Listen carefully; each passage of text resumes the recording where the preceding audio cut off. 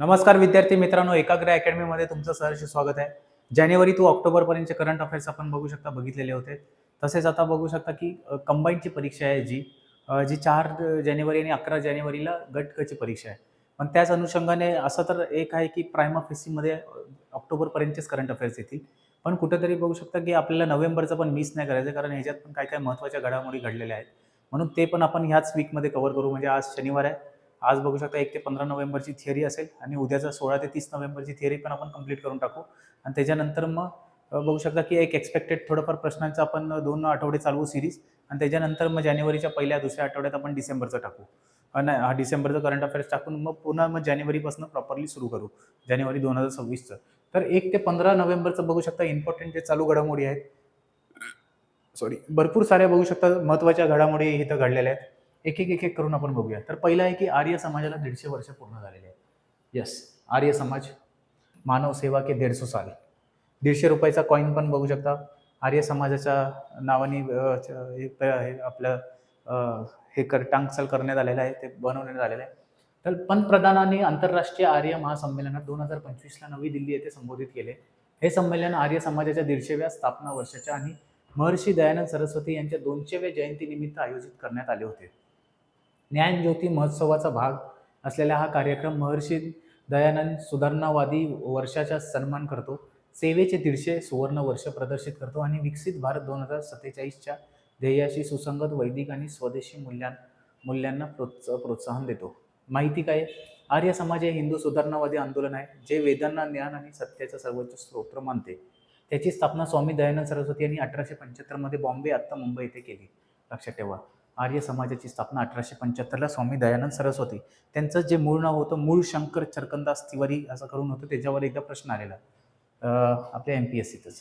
म्हणून आर्य समाजाला 150 वर्ष झालेले आहेत. कमी वेळेत जास्त थिअरी कव्हर करण्याचा प्रयत्न करू. म्हणजे जे 10-12 न्यूज आहेत, म्हणजे दोन्ही आपले नोव्हेंबरचे 25 जे टॉप न्यूज आहेत, ते जे प्रत्येक लेक्चरला येऊ म्हणजे एक्झामला येऊ शकतात, अशाच न्यूज फक्त आपण कव्हर करणार आहोत. राज्य केंद्रशासित प्रदेशांना स्थापना दिनाचा उत्सव, स्टेट फॉर्मेशन डे. आपल्याला माहीतच असेल की on November Madhya Pradesh, Karnataka, Chhattisgarh, Haryana, Punjab, Kerala, Andhra Pradesh, the states are observing their formation day. एवढे सारे जे राज्य आहेत हे बघू शकता 1 नोव्हेंबर 1956ला स्थापन झालेलं. म्हणून ह्यांच्या बघू शकता जे 8 राज्य आहेत त्यांचा स्थापना दिवस बनवतोय आपण. ते मग 8 राज्य कुठले आहेत? आंध्र प्रदेश, छत्तीसगड, हरियाणा, कर्नाटक, केरळ, मध्य प्रदेश, पंजाब आणि तमिळनाडू या 8 भारतीय राज्यांमध्ये अंदमान आणि निकोबार बेटे, चंदीगड, दिल्ली, लक्षद्वीप, पुडुचेरी या 5 केंद्रशासित प्रदेशांचा स्थापना दिवस साजरा करण्यात येतो. म्हणजे लक्षात ठेवा 8 आणि 5. येस. राज्य पुनर्संघटित अधिनियम 1956 आणि त्यानंतरच्या राज्याच्या विभाजनामुळे झालेल्या भारतातील प्रशासकीय उत्क्रांतीमधील हा एक महत्त्वाचा टप्पा आहे. त्याच्यानंतर हे बघू शकता 1 नोव्हेंबर जेच आहे की कर्नाटक झालं, केरळ झालं, मध्य प्रदेश, छत्तीसगड, पंजाब, हरियाणा हे जे आहेत म्हणजे 8 राज्य आहेत. त्याच्या 8 राज्य पूर्ण नाही दाखवले. 1, 2, 3, 4, 5, 6, 7च दाखवलेले आहेत. अजून एक असं मला वाटते. मध्य प्रदेश, कर्नाटक, छत्तीसगड, हरियाणा, पंजाब, केरळ, आंध्र प्रदेश. येस, आंध्र प्रदेश याच्यात मिसिंग आहे. येस, आंध्र प्रदेश हे 8 राज्य आणि 5 युनियन टेरिटरीज म्हणजे केंद्रशासित प्रदेश. त्याच्यात कुठले आहे? अंदमान निकोबार, चंदीगड, दिल्ली, लक्षद्वीप, पुडुचेरी. येस, हे जा बघू शकता 1 नोव्हेंबर आपण फॉर्मेशन डे बनवतोय. नेक्स्ट न्यूजमध्ये बघू शकता GSAT-7R भारताचा सर्वात वजनदार नौदल संपर्क उपग्रह. Yes, satellite CMS-03. ISRO successfully launches its heaviest communication satellite aboard LVM-3M5 rocket. Yes, very important news. डिफेन्सवर बघू शकता की प्रश्न येण्याचे भरपूर चान्सेस असतात आणि त्याच अनुषंगाने हा महत्त्वाचा प्रश्न आहे. येस, भारतीय अंतराळ संशोधन संस्था GSAT-7R ज्याला CMS-03 असेही म्हणतात. हाच सर्वात मोठा प्रश्न आहे. GSAT-7Rला आपण काय बोलतो तर CMS-03. नाहीतर असा प्रश्न येतील की CMS-03लाच आपण काय बोलतो? GSAT-5, GSAT-6R, GSAT-7R, GSAT-8R असे जे ऑप्शन येईल. तर GSAT-7Rलाच आपण बोलू शकतो CMS-03 असे म्हणतो.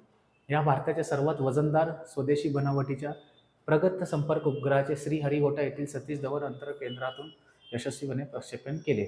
या प्रक्षेपणामुळे देशाच्या अंतराळ क्षमतांना आणि नौदल संपर्कांना मोठे बल मिळाले आहे. CMS-03चे प्रक्षेपण लॉन्च व्हेइकल मार्क 3 LVM-3चा वापर करून त्याच्या 5व्या कार्यान्वयन उड्डाणादरम्यान LVM-3M5 यशस्वीरित्या करण्यात आले. हा उपग्रह GTO Jio synchronous transfer orbit मध्ये स्थापित करण्यात आला आहे आणि तो नंतर त्याच्या ऑनबोर्ड प्रणोदन प्रणालीचे ऑनबोर्ड प्रपोल्शन सिस्टम वापर करून त्याच्या अंतिम भूस्थिर कक्षेत जिओ स्टेशनरी ऑर्बिटमध्ये जाईल. GSAT-7 हा या उपग्रहाने 2013 मध्ये प्रक्षेपित झालेले आणि आत्ता आपले कार्यान्वयन आयुष्य पूर्ण केलेल्या सुमारे दशकभर जुन्या GSAT-7 रुक्मिणी या उपग्रहाची जागा घेईल. तर जुन्या GSAT-7लाच आपण रुक्मिणी बोलतो आणि आता नवीन जे सोडले ते GSAT-7R आहे. लक्षात ठेवा, GSAT-7R आणि त्यालाच आपण CMS-03 असे बोलतो. येस. आणि हे success is heaviest communication satellite. बघू शकता CMS-03 त्याला GSAT-7R बोलतो. हे बघू शकता. Indian Navy satellite. Yes, Indian नेव्हीचं सॅटेलाइट आहे, लक्षात ठेवा. CMS-03 त्याला GSAT-7R. इंडियन ओशन रिजनला कव्हर करेल, सिक्युअर हाय बँडविथ कम्युनिकेशन देतील आणि त्याचे launch by solid booster liquid core cryogenic upper stage. Replaces GSAT-7 Rukmini launch 2013 मध्ये GSAT-7 रुक्मिणी केलेलं, त्याचा रिप्लेस करण्यासाठी GSAT-7R आपण सोडतोय. येस, आणि नेव्हीचं सॅटेलाइट आहे, लक्षात ठेवा, हेवीएस्ट कम्युनिकेशन सॅटेलाइट. चला नेक्स्ट न्यूज आहे जी मुघल लघु चित्रकलाला Mughal miniature painting. Yes, Mughal लघु चित्रकला म्हणजे मुघल मिनिएचर पेंटिंग न्यूजमध्ये का होता तर लक्षात ठेवा. बसावन अंदाजे 1575 ते 80 या कलाकाराने काढलेल्या खडकाळ भूभागातील चित्त्यांचे कुटुंब, a family of cheetahs in a rocky landscape. Yes, a family of cheetahs in a rocky landscape नावाचे एक मुघल लघुचित्र म्हणजे मिनिएचर पेंटिंग लंडनमधील क्रिस्टी लिलावात 10.2 दशलक्ष म्हणजे सुमारे 13.6 दशलक्ष इतक्या किमतीला विकले गेले. म्हणजे युरोला 10.2 युरो दशलक्ष म्हणजे सुमारे 13.6 दशलक्ष डॉलर इतक्या किमतीला विकले गेले. त्यांनी जागतिक विक्रम प्रस्थापित केला आहे. तर हे कुणाचं आहे लक्षात ठेवा, बसावन यांचं आहे आणि मुघल मिनिएचर पेंटिंग आपण त्याला बोलतो. आणि त्या पेंटिंगचं नाव काय, a family of cheetahs in a rocky landscape. सम्राट अकबरच्या कारकिर्दीत तयार झालेले हे चित्र सोनेरी हायलाईट्ससह अपारदर्शक रंगामध्ये रेखाटले आहे. या चित्रात फर, प्राण्यांचे केस आणि भूभागामध्ये अत्यंत बारीक तपशिलावर चित्रण करून वास्तववाद, रिअलिझम आणि खोलवरचा अनुभव डेप्थ दर्शवला गेलेला आहे. येस, आता मुघल मिनिएचर जे मुघल स्कूल ऑफ पेंटिंगबद्दल आपण थोडंफार जाणून घेऊया. हेच बघा, क्रिस्टी या लिलावात सर्वात जास्त बोली लागली आहे त्यांना. 16व्या शतकात विकसित झालेली ही मुघल चित्रकला शैली पर्शियन आणि भारतीय शैलीच्या मिश्रण असलेले एक लघुचित्रकला स्वरूप आहे. ही कला प्रामुख्याने हस्तलिखित चित्रे, मॅन्युस्क्रिप्ट, इलिस्ट्रेशन आणि अल्बम कला यासाठी वापरली जात होती आणि ती मुघल कलात्मक उत्कृष्टतेचे एक वैशिष्ट्य बनली होती. चला नेक्स्ट, एक मिनटं थोडं पाणी पिऊन घेतो. कंबाईनच्या दृष्टिकोनातनं काही इतकं महत्त्वाचं नाही, मला नाही वाटत की नोव्हेंबरचे येतील करंट अफेअर्स.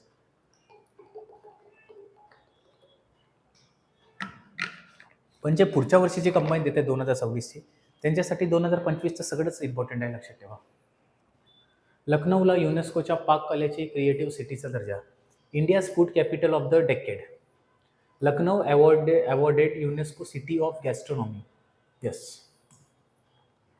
उझबेकिस्तानमधील समरकंड येथे आयोजित युनेस्कोच्या सर्वसाधारण परिषदेच्या 43व्या अधिवेशनादरम्यान लखनौला अधिकृतपणे युनेस्कोची पाककलेची गॅस्ट्रोनॉमी क्रिएटिव्ह सिटी म्हणून घोषित करण्यात आले.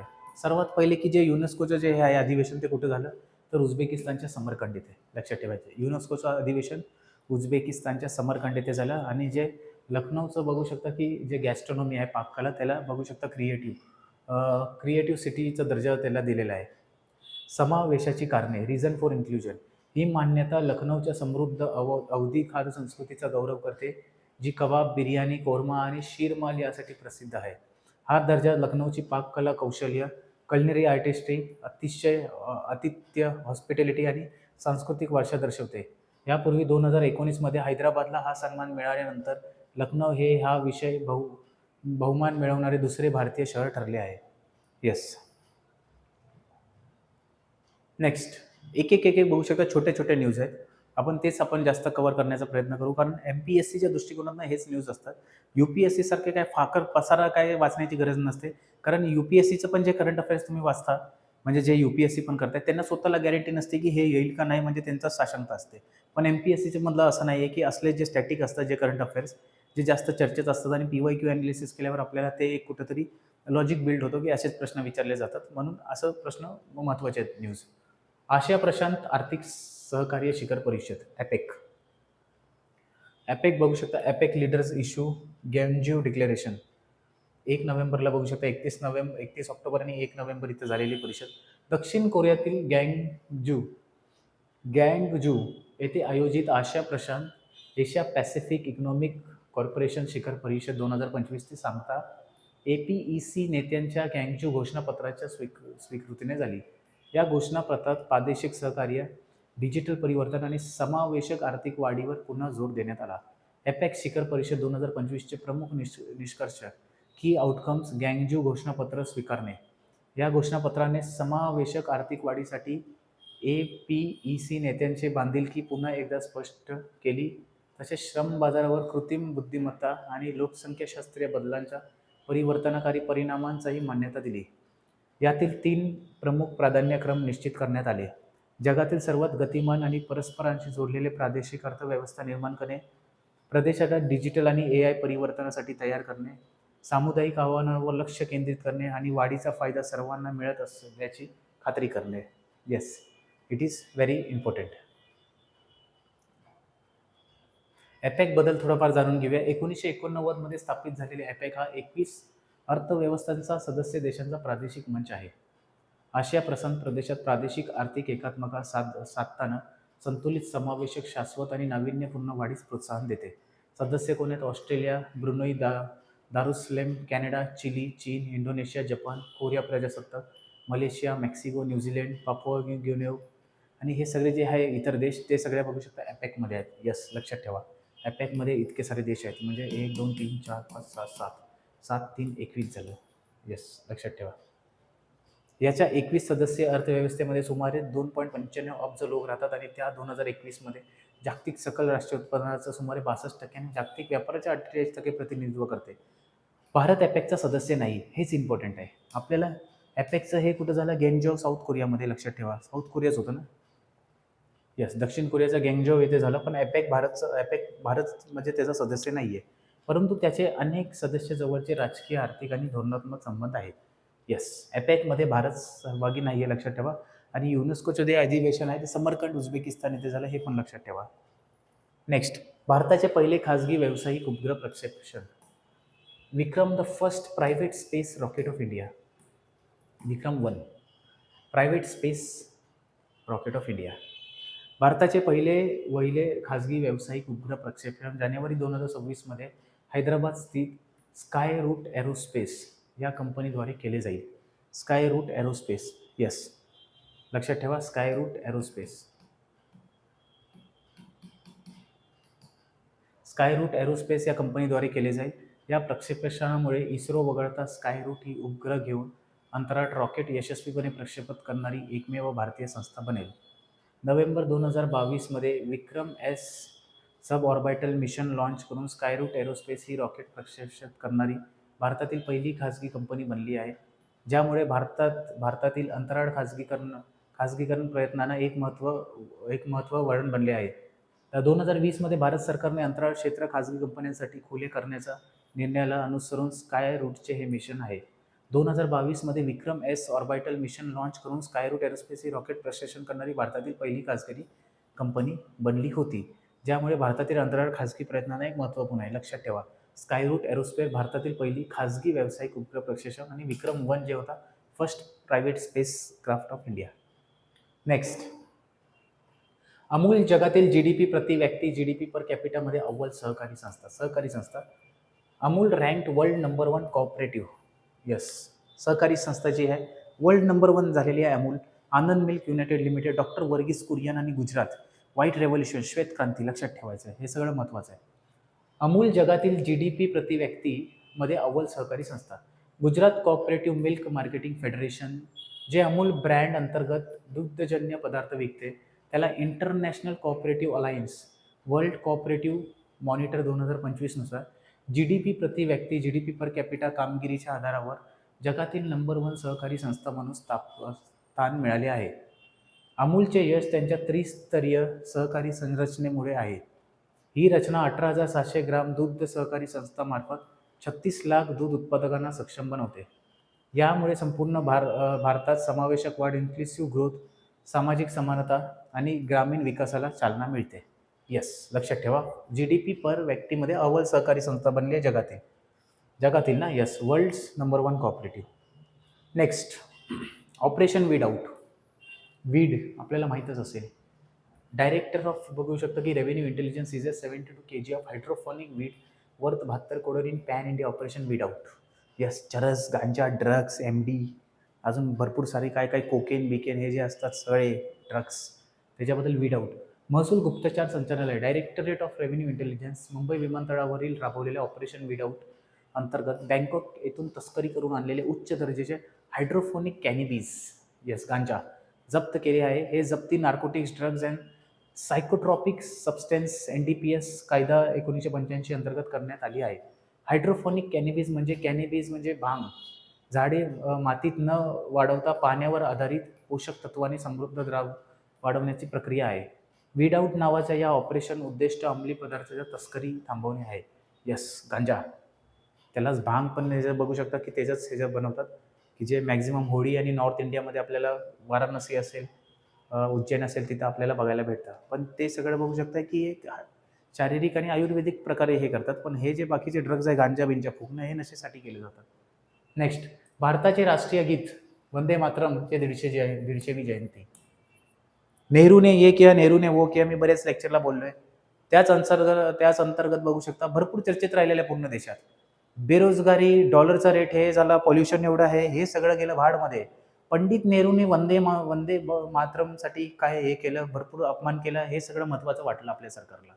आणि त्याच अनुषंगाने मग जर सरकारला महत्त्वाचं वाटलंय तर आयोगाला देखील महत्त्वाचं वाटू शकतं, म्हणून आपण वाचणं गरजेचं आहे. पंतप्रधानांनी 7 नोव्हेंबर 2025 रोजी वंदे मातरमच्या 150व्या वर्षाच्या निमित्ताने वर्षभर चालणाऱ्या सोहळ्याचे उद्घाटन केले. बंकिमचंद्र चॅटर्जी यांनी रचलेले राष्ट्रीय गीत वंदे मातरम हे अक्षय नवमीच्या दिवशी म्हणजे 7 नोव्हेंबर 1875 रोजी लिहिले गेले असे मानले जाते. 7 नोव्हेंबर 1875ला. वंदे मातरमची बदलती प्रमुख तथ्य. याला वंदे मातरम असेही उच्चारले जाते.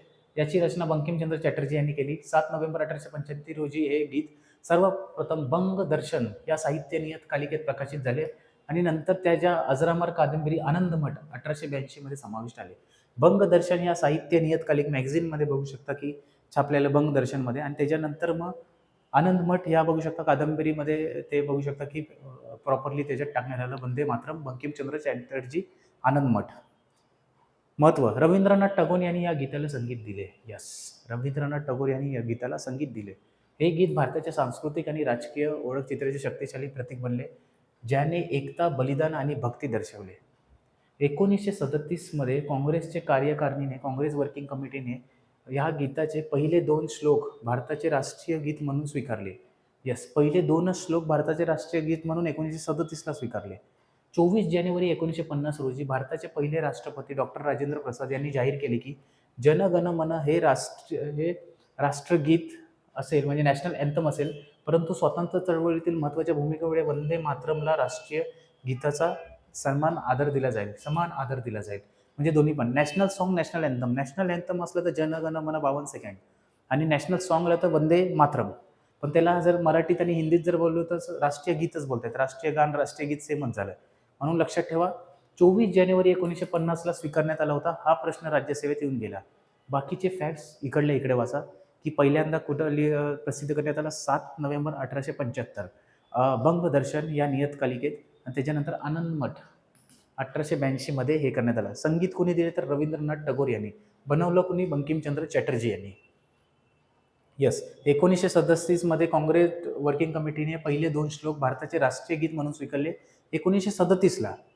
यस, आणि पहिल्यांदा 1896च्या कलकत्ता सेशन जे होतं, कलकत्ता काँग्रेसचं अधिवेशन, तिथं पहिल्यांदा बघू शकता हे गीत गाण्यात आलं. लक्षात ठेवा, वंदे मातरम. यस, हे आपल्या लाईव्ह सेशन जे होतात सोमवार ते शुक्रवार 1 वाजता, तिथं आपण बघू शकता हे करण्यात आलेलं होतं. Next, 150 years of the national song Vande Mataram. Vande भारतच का तोंडात नाही ते माझ्या एवढे दिवस तेच कळत नाही. Vande Mataram India is celebrating 150 years of Vande Mataram in 2025, marking its legacy as a timeless patriotic song. The song Vande Mataram was composed in Sanskrit by Bankim Chandra Chatterjee in 1875 and featured in his novel Anand Math.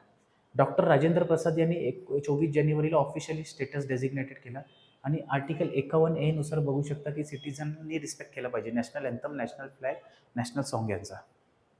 Next, भारतीय हॉकीच्या 100 वर्षाचा उत्सव.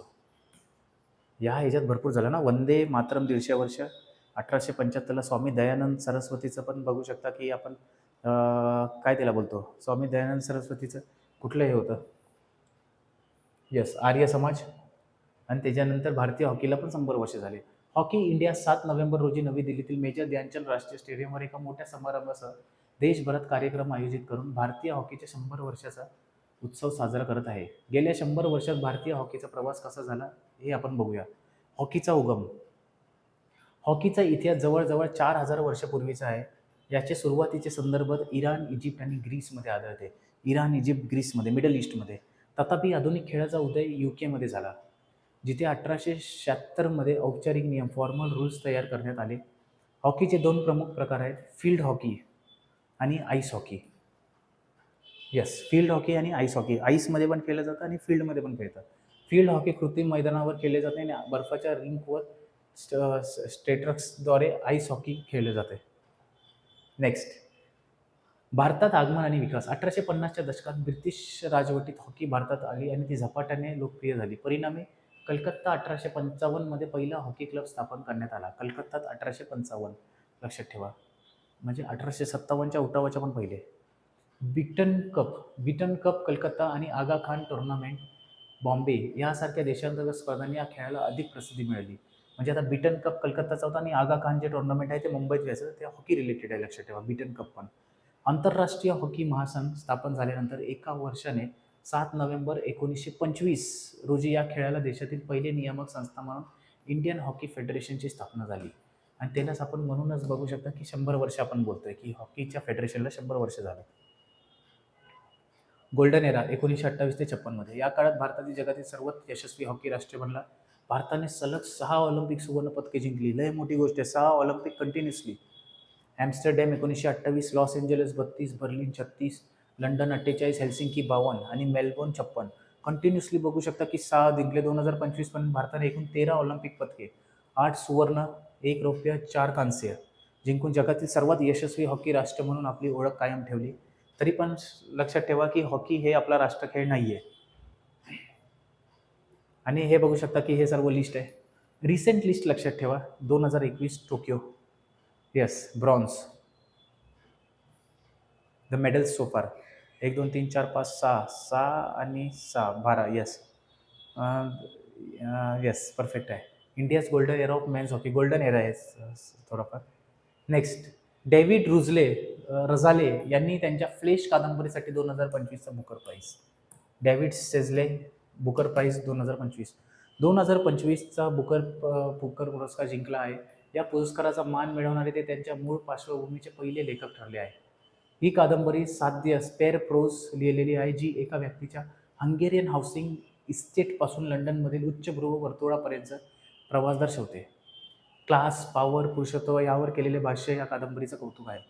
या विजयामुळे रुझले यांना 50,000 euro म्हणजे 50,000 pound आणि जागतिक साहित्यिक मान्यता मिळाली आहे. कुठलं ते आहे? फ्लॅशच्या कादंबरीसाठी डेव्हिड रुझले 2025चा बुकर प्राईज फक्त मॅन नाही, बुकर प्राईज, लक्षात ठेवा. नेक्स्ट, मिशेल बॅचलेट यांना इंदिरा गांधी शांतता पुरस्कार. हे बघू शकता, मिशेल बॅचलेट आहे, इंदिरा गांधी शांतता पुरस्कार. चिलीच्या पहिला महिला राष्ट्रपती आणि संयुक्त राष्ट्राच्या माजी मानवाधिकार उच्चायुक्त असलेल्या मिशेल बॅचलेट यांनी नवी दिल्ली येथे इंदिरा गांधी शांतता, निःशस्त्रीकरण आणि विकास पुरस्कार 2024 प्रदान करण्यात आले आहे. बॅचलेट यांनी 2 वेळा राष्ट्रपती म्हणून काम केले. त्यांनी UN वुमनच्या पहिल्या संचालक म्हणून नेतृत्व केले. त्यानंतर त्यांनी संयुक्त राष्ट्राच्या मानवाधिकार उच्चायुक्त UN high commissioner for human rights म्हणून सेवा दिली. येस, लक्षात ठेवायचे.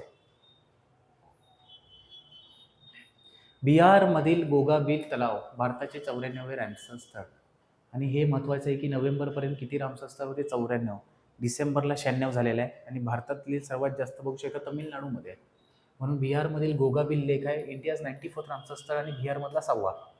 बिहार आता 6 रामसर स्थळ मिळाली आहे, ज्यामुळे हे राज्य तमिळनाडू आणि उत्तर प्रदेश नंतर तिसऱ्या क्रमांकावर आले आहे. फर्स्ट तमिळनाडू, सेकंड उत्तर प्रदेश, तिसरा बिहार असं रामसर स्थळ आहेत. रामसर करार 1971 नुसार भारत आशिया खंडात सर्वाधिक रामसर स्थळ आहे. जगामध्ये यूके सर्वात जास्त आणि मेक्सिको सेकंड नंबर, नंतर भारत तिसऱ्या क्रमांकावर आहे.